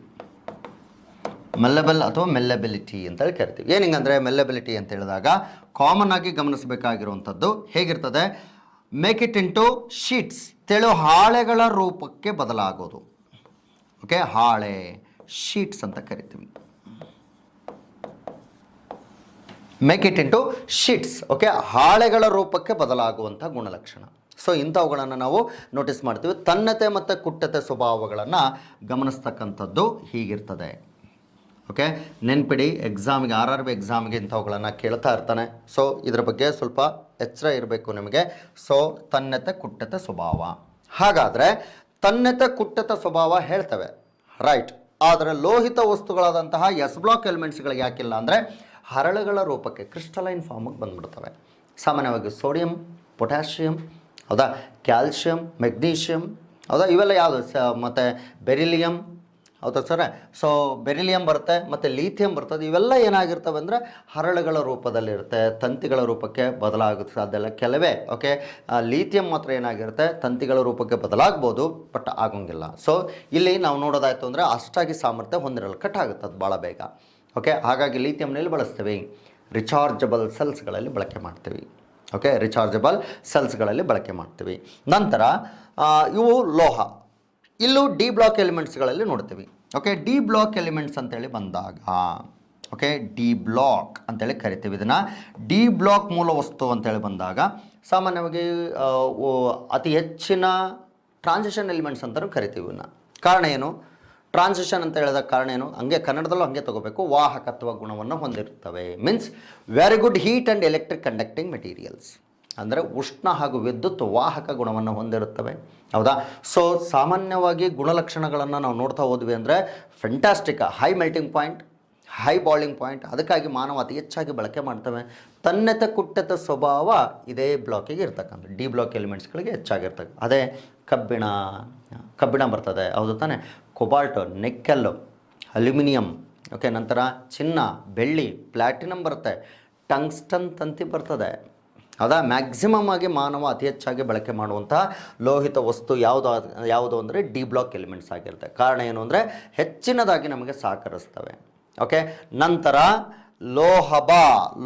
ಲೋಹಬಕ್ಕೆ ಹೋಗೋಣಂತೆ. ಇಲ್ಲಿ ಲೋಹಗಳು ಈ ಮೂರು ಇರೋದ್ರಿಗೆ ಹೋಗೋಣಂತೆ. ಲೋಹ ಅಂತೇಳಿ ಬರ್ತದಲ್ಲ, ಡಿ ಬ್ಲಾಕ್ ಎಲಿಮೆಂಟ್ಸ್ಗಳಲ್ಲೇ ಕೆಲವೊಂದು ಏನಾಗಿರ್ತವೆ ಅಂತೇಳಿದ್ರೆ ಇವುಗಳಲ್ಲಿ ಅಸ್ಥಿರಕ್ಕೆ ಒಳಗಾದಂಥ ಅನ್ಸ್ಟೇಬಲ್ ಎಲಿಮೆಂಟ್ಸ್ ಅಂತ ಕರಿತೀವಿ. ಅಸ್ಥಿರಕ್ಕೆ ಒಳಗಾದಂತಹ ಧಾತುಗಳು ಏನಾಗ್ತವೆ ಅಂತ ಹೇಳಿದ್ರೆ ಶಿಫ್ಟ್ ಆಗಿಬಿಡ್ತವೆ. ಇಲ್ಲಿಗೆ ಎಫ್ ಬ್ಲಾಕ್ ಮೂಲ ವಸ್ತುಗಳಾಗಿ. ಓಕೆ, ಎಫ್ ಬ್ಲಾಕಿಗೆ ಏನಾಗಿರ್ತವೆ ಅಂದರೆ ಶಿಫ್ಟ್ ಆಗ್ತವೆ. ಕಾರಣ ಏನು ಅಂತ ಹೇಳಿದ್ರೆ ಇವುಗಳು ಸಾಮಾನ್ಯವಾಗಿ ಎಲ್ಲಿಂದ ಆರಂಭಗೊಳ್ತವೆ ಅಂತ ಹೇಳಿದ್ರೆ ನಿಸರ್ಗದಲ್ಲಿ ರೇರ್ ಅಂತ ಕರಿತೀವಿ. ವಿರಳವಾಗಿ ಸಿಗುವಂತಹ ಆ ಲೋಹಿತ ವಸ್ತುಗಳನ್ನು ನಾವೇನಂತ ಕರಿತೀವಿ? ಲ್ಯಾಂಥನಾಯ್ಡ್ಸ್.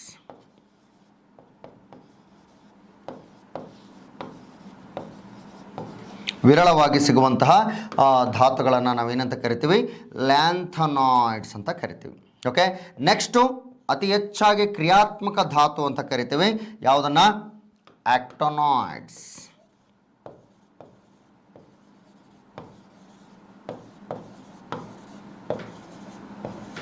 ಓಕೆ, ಆಕ್ಟೋನಾಯ್ಡ್ಸ್ ಅಂತೇಳಿ ಕರೆಯಲಾಗುತ್ತೆ. ಓಕೆ, ಭಾಳ ಕ್ರಿಯಾತ್ಮಕ ಧಾತುಗಳು. ಅದು ಎಲ್ಲೆಲ್ಲಿಂದ ಆರಂಭಗೊಳ್ಳುತ್ತೆ, ಭಾಳ ಇಂಪಾರ್ಟೆಂಟ್ ಅವು. ಓಕೆ, ನೀವು ಅದನ್ನು ನೋಡ್ಕೊಳ್ಳೇಬೇಕಾಗಿರುತ್ತೆ.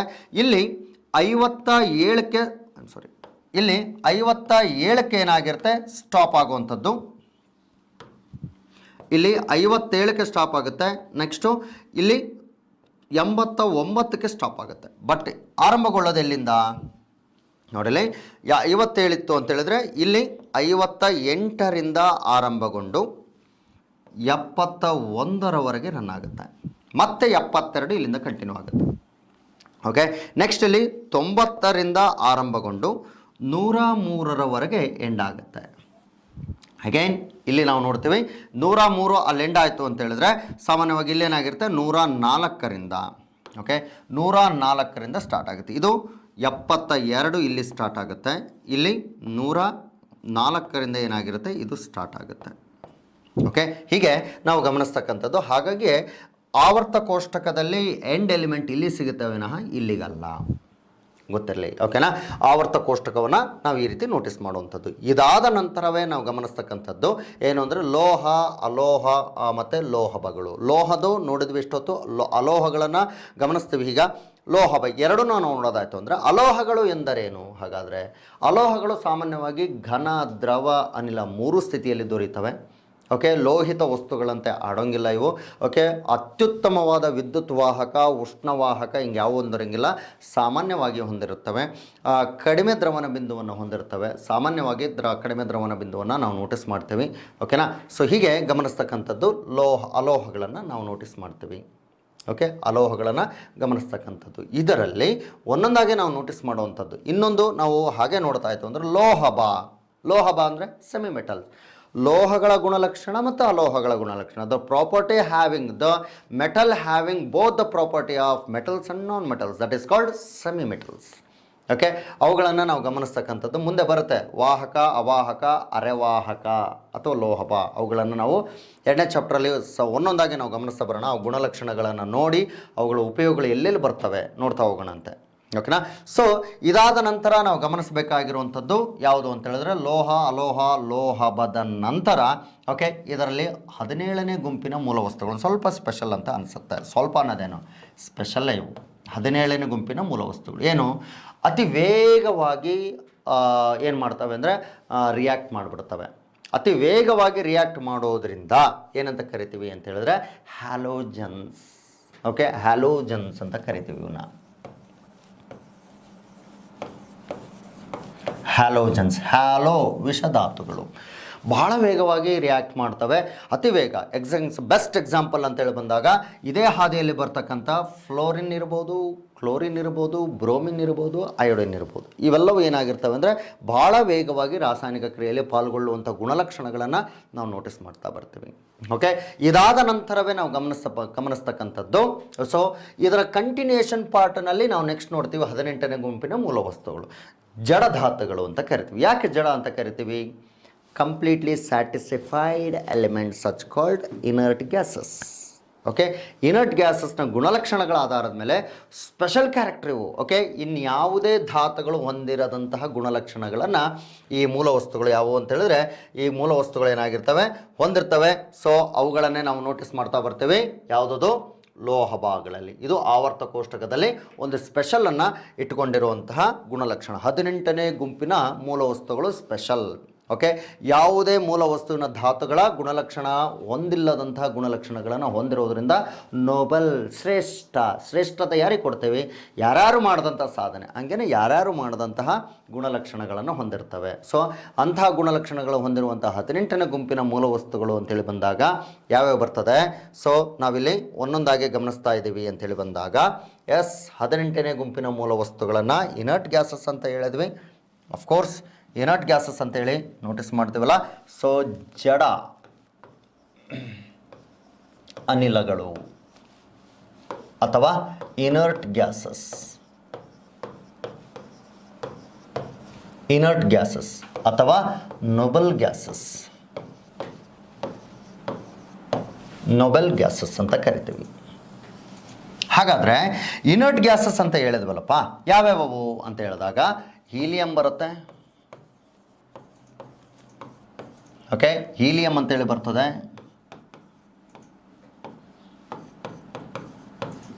ಹೀಲಿಯಂ ಅಂತೇಳಿ ಬರ್ತದೆ. ಸೊ ನೆಕ್ಸ್ಟು ಎರಡನೇದಾಗಿ ನಾವು ನೋಡೋದಾಯಿತು ಅಂದರೆ ಹೀಲಿಯಂ, ನಿಯಾನ್,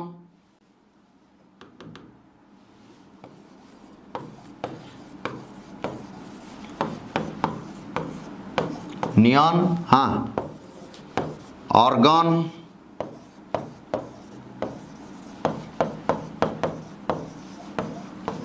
ಆರ್ಗಾನ್, ನಾಲ್ಕನೇದು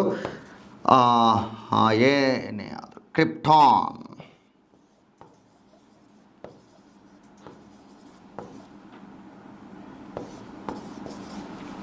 ಕ್ರಿಪ್ಟಾನ್,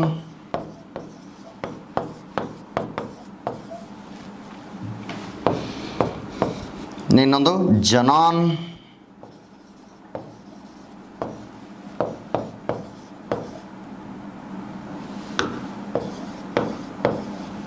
ಓಕೆ. ಆರನೇದು ಯಾವುದಪ್ಪ ಅಂತ ಹೇಳಿದ್ರೆ ಆರನೇದು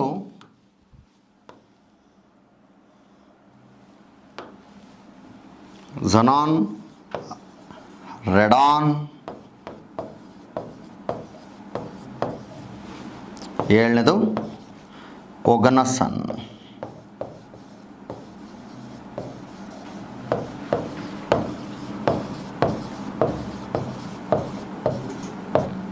ಓಕೆ.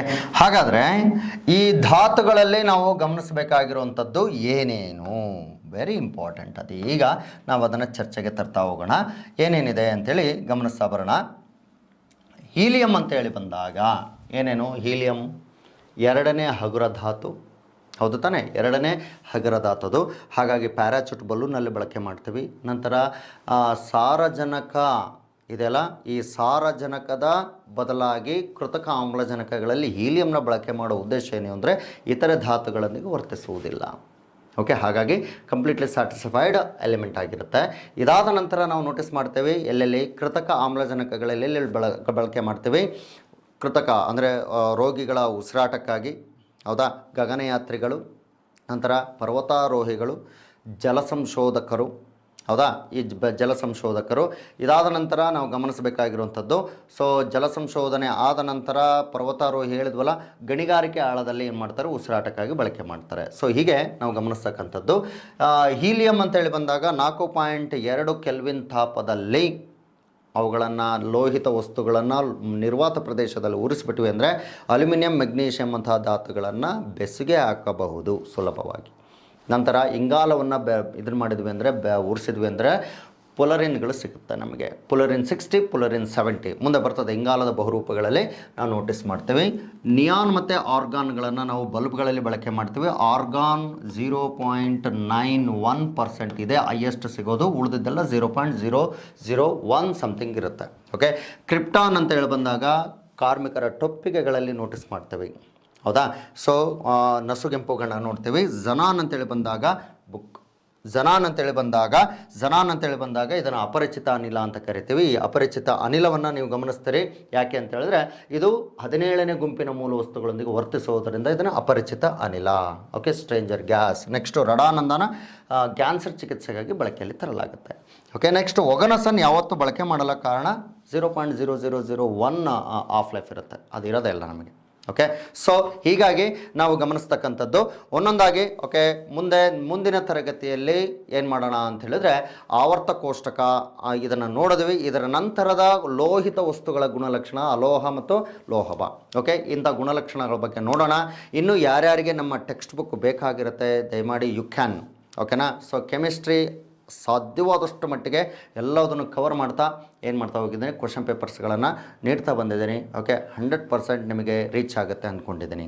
ಓಕೆ, ದಯಮಾಡಿ. ಓಕೆನಾ.